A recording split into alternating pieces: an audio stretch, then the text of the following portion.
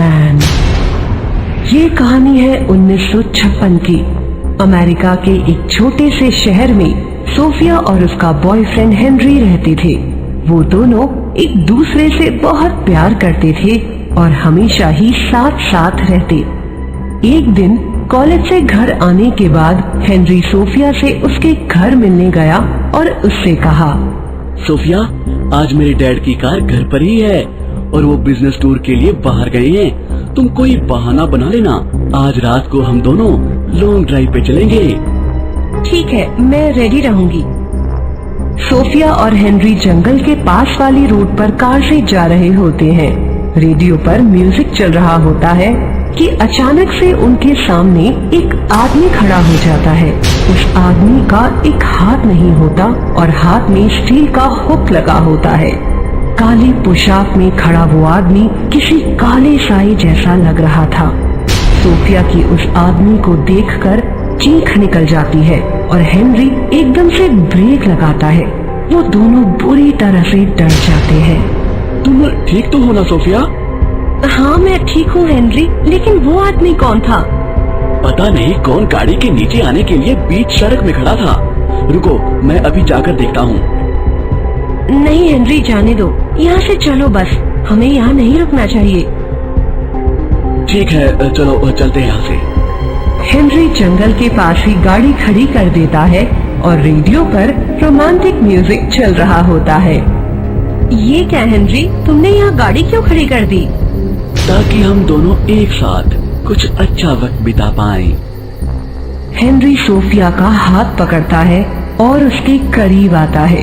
वे दोनों जैसे ही गले लगते हैं, उनकी कार के ऊपर बहुत तेज आवाज होती है, मानो किसी ने हथौड़ा मार दिया हो। बुरी तरह खरोंचने की आवाज आ रही होती है। सोफिया अपने कानों पर हाथ रखते हुए बोलती है, ये क्या हो रहा है? हेनरी, चलो यहाँ से। हेनरी जैसे ही कार स्टार्ट करने की कोशिश करता है, कार स्टार्ट ही नहीं होती। वो 2-3 बार स्टार्ट करता है और कार जैसे ही स्टार्ट होती है, स्पीड तेज करके वहाँ से चला जाता है।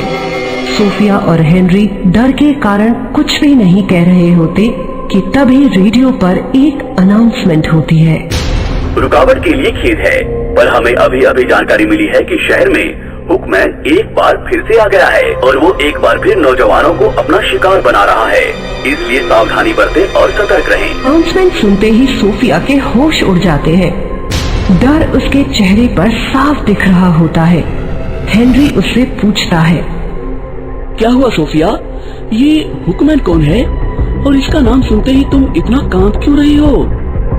तुम्हें नहीं मालूम हेनरी, तुम्हें शहर में कुछ साल पहले ही आए हो। आज से 10 साल पहले 1946 में मेरी मौसी की बेटी ऐना और उसका बॉयफ्रेंड ट्रैकिंग पर गए थे। उन्होंने पहाड़ी पर ही कैंपिंग की और टेंट लगाया। वे दोनों जैसे ही टेंट में गए, ऐना ने एक आवाज सुनी और वो थोड़ा डर गई।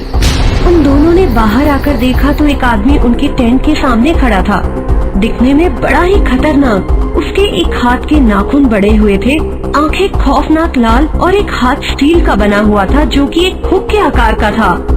तुम दोनों को मैं नहीं छोड़ूंगा, हर प्यार करने वाले को मार डालूंगा।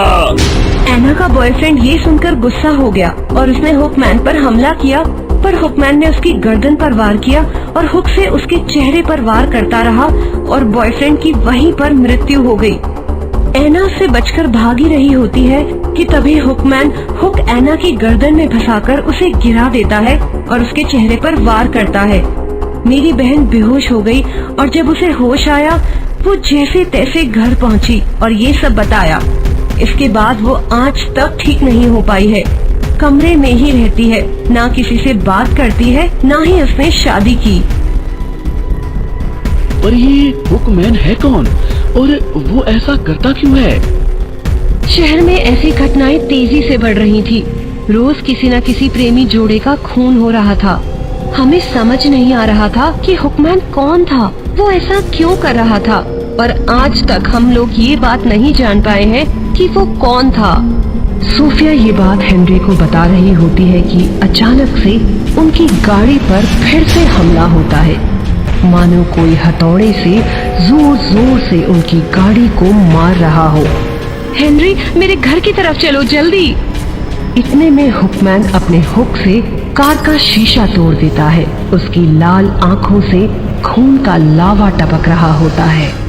उसके नुकीले दांत और भयानक चेहरा वो सोफिया को हुक से घसीटता हुआ बाहर निकालता है। हेनरी जल्दी से कार से उतरकर हुकमैन को मारने की कोशिश करता है, पर हुकमैन उसके चेहरे पर हुक से वार करता है और हेनरी का चेहरा खून से लाल हो जाता है। वो दर्द के मारे चीखने लगता है और उसकी मौत हो जाती है।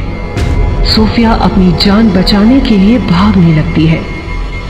किसी को नहीं छोड़ूंगा, किसी को भी नहीं छोड़ूंगा, सबको खत्म कर दूंगा। इस शहर में किसी का भी प्यार कामयाब नहीं हो पाएगा, किसी का भी नहीं। सोफिया भागते हुए अपने अंकल जॉन के पास जाती है।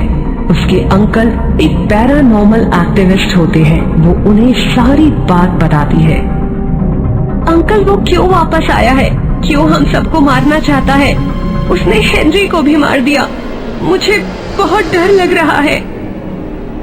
बेटा लो, पहले तुम पानी पियो। मैं जानता हूँ ऐना के साथ क्या हुआ था और अब ये दोबारा आ गया है। मतलब तुम सब नौजवानों की जान को खतरा है। लेकिन वो हम सब जवान लोगों को क्यों मार रहा है? कहते हैं आज से 50 साल पहले इस शहर में केविन बुक नाम का एक लड़का रहता था। वो एक लोहार था। केविन को एक लड़की से प्यार था, पर उसकी शादी उस लड़की से नहीं हो पाई। लड़की के पिता बहुत ही अमीर थे। उन्होंने अपने पैसों के बल पर उसे उसके प्यार से जुदा कर दिया और केविन को अपनी बेटी से दूर रखने के लिए उसने केविन का एक हाथ काट दिया और उसे बहुत पीटा। इस हादसे में केविन की मृत्यु हो गई। कहते हैं कि उसने खुद ही अपने लिए हुक बनाया और अपने हाथ पर लगाया। अब वो हर प्रेमी जोड़े को जान से मार देता है और हर 10 साल में इस शहर में आता है और अपना शिकार करता है और सभी उसे हुकमैन के नाम से पुकारते हैं। मुझे इस हुकमैन से हेनरी की मौत का बदला लेना है अंकल। उसने मेरी बहन को भी बर्बाद किया है। मैं उसको नहीं छोड़ूंगी। आप मेरी मदद करिए प्लीज। ठीक है, मैं तुम्हारी मदद करूंगा। सोफिया अपने दोस्त पीटर के साथ जंगल के पास खड़ी होती है और हुकमैन का इंतजार कर रही होती है। मुझे बहुत डर लग रहा है सोफिया। अगर उस हुकमैन ने मुझे मार दिया तो? कुछ नहीं होगा, तुम्हें भरोसा रखो। सोफिया पीटर को गले लगाती है और अचानक से जंगल में हवाएं चलने लगती हैं। सोफिया देखती है कि हुकमैन उसके सामने खड़ा होता है। उसके हुक से खून टपक रहा होता है और उसकी आंखों में खून सवार होता है। मैंने कहा था ना कि मैं हर प्यार करने वाले को मार दूंगा। हुकमैन अपने हाथ को लंबा करता है और हुक से पीटर की टांग को पकड़ लेता है और उसे पेड़ पर लटका देता है। किसी को नहीं छोड़ूंगा मैं, किसी को नहीं। हुकमैन दूसरा हाथ लंबा करता है और सोफिया को गर्दन से उठा लेता है। सोफिया का दम घुटने लगता है कि इतने में अंकल जॉन, जो कि पेड़ के पीछे छुपे होते हैं, वहाँ आते हैं और हुकमैन के गले में लॉकेट पहना देते हैं। हुकमैन की ताकत कम होने लगती है और वो जोर जोर से तड़पने लगता है। उसका हुक उसके हाथ से उतरकर गिर जाता है और वो धीरे धीरे हवा में गायब हो जाता है और इस तरह हुकमैन को मुक्ति मिल जाती है। अगर आपको हमारी कहानी अच्छी लगी हो तो लाइक, कमेंट और शेयर जरूर करें। साथ ही रेगुलर अपडेट के लिए चैनल को सब्सक्राइब करें।